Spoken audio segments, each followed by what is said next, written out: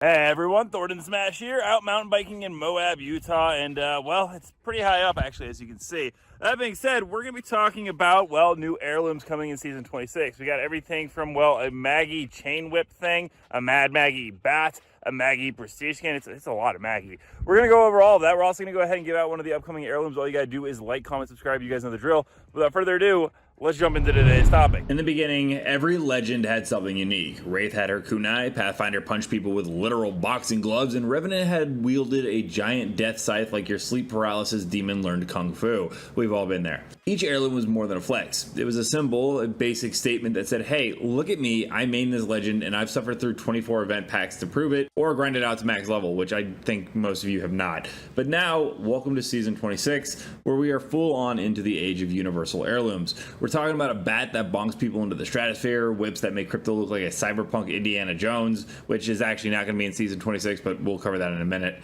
Mythic flatline that basically has 3 personalities, and the existential question, is Apex Legends sacrificing identity for accessibility? But season 26, it looks like we're going to go ahead and get the spotlight on Mad Maggie and Fuse, 2 legends who feel like chaotic cousins you see at family gatherings because they set something on fire last time. I'm not going to forgive you, Jed. For Maggie mains, this is huge. She's been a niche pick for a while, loved by aggressive players, ignored by the meta chasers, and Respawn giving her a prestige skin is a clear sign. They want to celebrate her character, and they want Maggie mains and collectors to log in and grind. And yes, from the leak footage you've seen, and yes, I've watched it enough times to worry about myself, here's what's coming. It's not a big shocker to anyone who's been playing Apex the last couple of seasons. There's 3 evolving tiers, as with all prestige skins. Custom dive trail and badge, standard for the line. The finisher, Maggie goes full MMA fighter, knocking her opponent with the kind of energy that makes you instinctively check if you still have all your ribs. Whatever. Anyways, here's the kicker. It's not some flowy, flashy pose. It's gritty, it's brutal, and it's Mad Maggie incarnate, and I'm totally here for it. But that brings us into what we gain and what we lose with these new universal heirlooms. 1, some of the pros are the accessibility. You don't need to main one legend, it's available to all. Then there's combat utility, so you have movement tech plus area of effect melee. And finally, customization. You get to equip the bat your way and you get to use exotic shards to further customize it down the line, giving you a little bit more of your own style to it. But here comes the gut punch with the cons. The loss of identity, the lore disconnection, and the flattened prestige. You see, once upon a time, heirlooms were deeply tied to the legends. Wraith Kunai was a reflection of her Voidwalker past. Revenant Scythe was a literal executioner's blade for a character who hates, well, everything. Rampart's wrench, it was a wrench, but at least it made sense with her character. Heirlooms weren't just cool, they were character extensions that made you feel like your legend. But with universal heirlooms, the entire narrative is falling apart. When every legend can wield the same bat, whip, or future universal melee toy, it erases the visual connection between who you like to play as with their weapon and the personality that connects the two. You're no longer saying, I main Lifeline, you're saying, I bought a bat for a lot of money, like $360. And Apex isn't just a BR, it's a hero shooter at this point. It's driven by personality, especially with the wildcard mode getting added in. Then you have lore, voice lines, trailers, and character design. Players project themselves onto their mains. You don't just play Watson, you are the lightning nerd. You don't play Mirage, you're literally a walking ego. And you don't play Vantage, okay, yeah, you're probably just weirdly wholesome. Heirlooms reinforce that identity. They act as trophies of dedication, a kind of mythical handshake between you and your legend. Universal heirlooms basically interrupt that bond. But Respawn isn't stopping at bat. The next universal heirloom is reportedly the electric whip, which could also work for Maggie. It makes me wonder, was this bat ever designed for any legend also? It's definitely going to come with an LTM like the bat. I imagine lightning fast strikes, potential tethers, or chain effects. And down the road, I could see chainsaws, laser katanas, bubble guns, who knows? But let's ask a hard question right here. If everyone has access to everything, does anything actually feel special anymore? Will we ever see a Vantage sling blade tied to her survivalist backstory? Probably not, and that's kind of a sad thing to think about. Now, let's talk about the other heirloom coming in this season, or Mythic, and that is the Mythic Flatline, which has 3 forms. There's the Bombastic mode, which fires explosive rounds for 14 splash damage, has a heat gauge, knocking an enemy plants a bomb that explodes, and overheat switches to a cooldown mode. There's also a different one, which is the bomb defused mode. No explosive rounds, no knock bomb, fast recoil, better hit fire, lasts 6 seconds, and switches back to bombastic.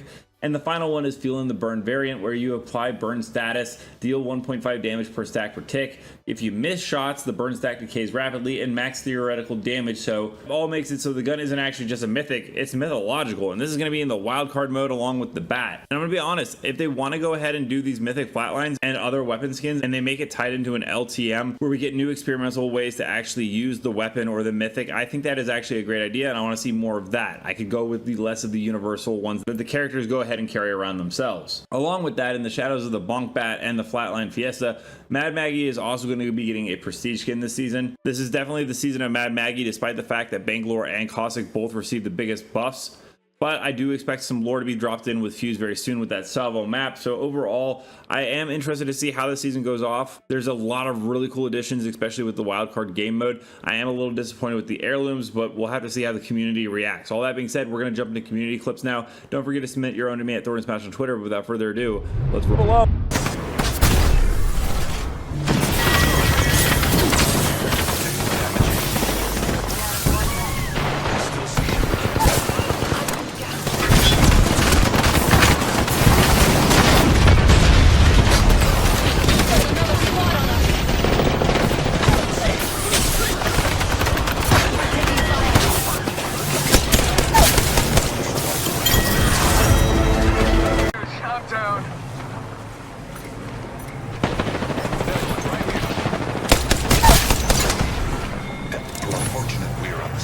Hostile right here, right in front of me.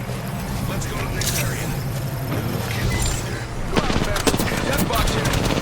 Fire, and they're hitting me. Using the decoy escape. Independent. God, man. I'm down. Target right in front of me. Fire, yes.